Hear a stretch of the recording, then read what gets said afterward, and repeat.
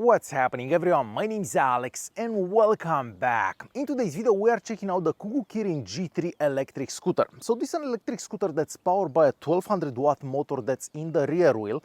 We get a range of up to 70 kilometers on one charge and a top speed of 50 kilometers an hour.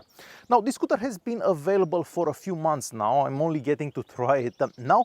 And I've already got to try the G3 Pro, which of course is like the bigger brother. This is also more expensive, it has more power and so on. So the G3 here is about half the price of the G3 Pro. So is it worth spending the extra money to get the G3 Pro? Well, we are definitely gonna find out in today's video. Alright, let's start a bit of an unboxing just so I can show you how this comes packed in the box and what you have to do to get it ready and on the road. Okay, so fairly big box. As you'd expect, the box is also pretty heavy. So the scooter itself actually weighs 25 kilos. So this is not going to be that easy to carry around. This is also a foldable scooter. It actually comes folded in the box. And you do have to do a bit of an installation, but you should be ready and on the road in about 10 minutes. You basically have to put the handlebar together, but it's very fast and easy to do. The scooter has 10.5 inflatable tires on the front and of course on the back, and we also get a more off-road profile for these tires, I'm gonna say. So yes, you can do a bit of off-roading with these tires. So they're slightly bigger than the tires that you're gonna find on most scooters. We also have a front and rear suspension, and of course with the inflatable tires and that front and rear suspension, you're gonna have a pretty comfortable ride. This is probably one of the most comfortable scooters that I got to try. The deck here is also fairly wide, so you can definitely have both your feet fitting on the deck here because it is fairly wide and long. And at the back here we have another part of the deck, so whenever you're riding, when you're accelerating faster, you can kind of keep a foot on the back there, and this way you're gonna be able to lean back a bit. This is also covered by rubber, so even if your feet are wet or something like that, you're not gonna slip from this. As you've probably noticed by now, on the front here and of course on the back we have disc brakes. These are mechanical disc brakes, and with many scooters, when you have mechanical disc brakes, you kind of feel the need for hydraulic brakes. Well, that's not really the case with this one. So the brakes on it do work really well. It doesn't matter what speed you're going, you can brake and it will brake really quick. You can actually lock the front and rear wheels if you pull on those levers hard enough. On the back here we also have a plastic mud guard, so if you ride over water, for example, you're not gonna splash yourself. And on the front, the mud guard is actually built in the scooter's frame in a way, I'm gonna say. So yes, you can ride over water and you shouldn't get yourself all dirty with that. So as I mentioned earlier, this is a foldable scooter as well. Now the folding mechanism here will take a bit longer than most other scooters to fold. So you have to start doing this. So it takes a bit of time to fold this. So after you unscrew this for a little while, then you can kind of fold the scooter. Now the latching mechanism is a bit unusual, I'm gonna say. So normally you'd find this attached here, and then you can kind of latch these together. I'm not a fan of this though, because when you have it attached to the scooter here and you're riding, it just flaps constantly. So I actually removed mine. But yes, you could have this, fold this and carry it around. But as I said, the scooter is fairly heavy, so you're probably not gonna wanna carry this for long periods of time. Unfolding this, of course, is pretty easy. You lift this up and then you're gonna have to screw this back in. And of course, once this is screwed in, the folding mechanism here doesn't move in any way, doesn't create any vibration, doesn't shake, doesn't have any play. So in a way, yes, I am happy with this folding mechanism because it's very sturdy, it doesn't move, but at the same time it takes a bit longer than usual to fold the scooter. For lights, we have a couple of lights on the front and at the bottom of the scooter here. If you do ride at night, it lights up the path ahead of you really well. And we also have a couple of lights on the sides here. However, the side lights, you're not gonna see them unless you ride at night.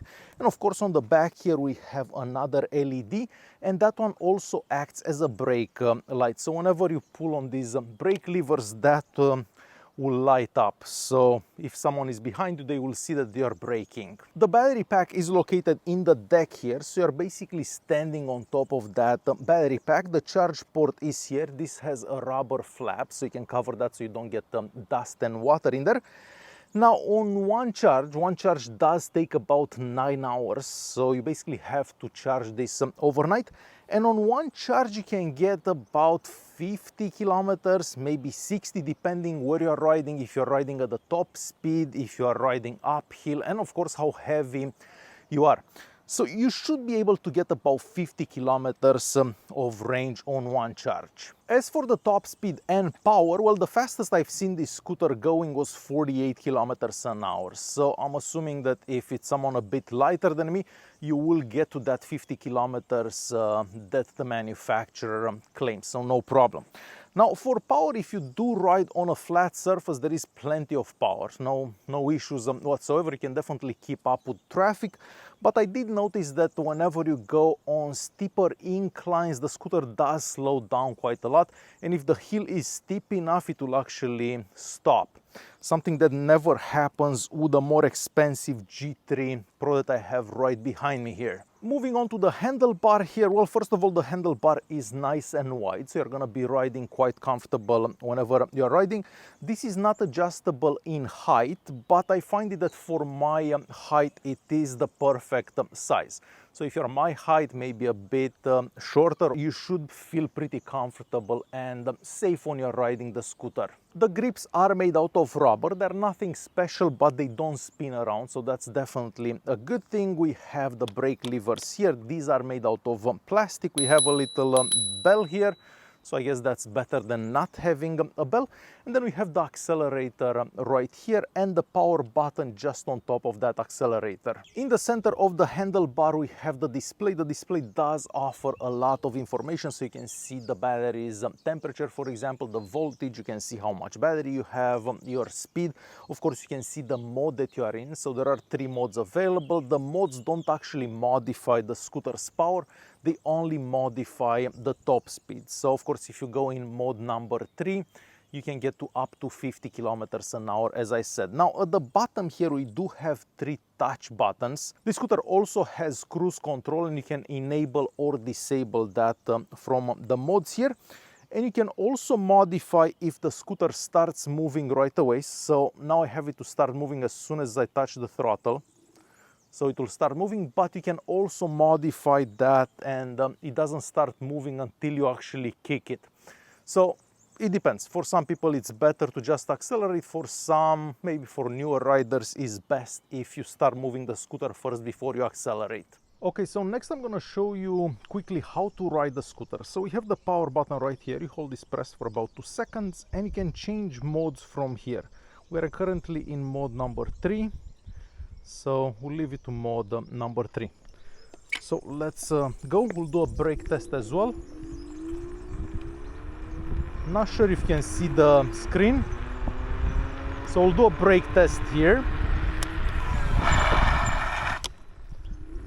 So you can definitely lock those wheels if you want to. We have a small hill around here. So as you've seen, the scooter does slow down a bit when you go uphill, but you can still go over most hills, I'm gonna say. And we'll do another brake test around here. So from 35 kilometers an hour.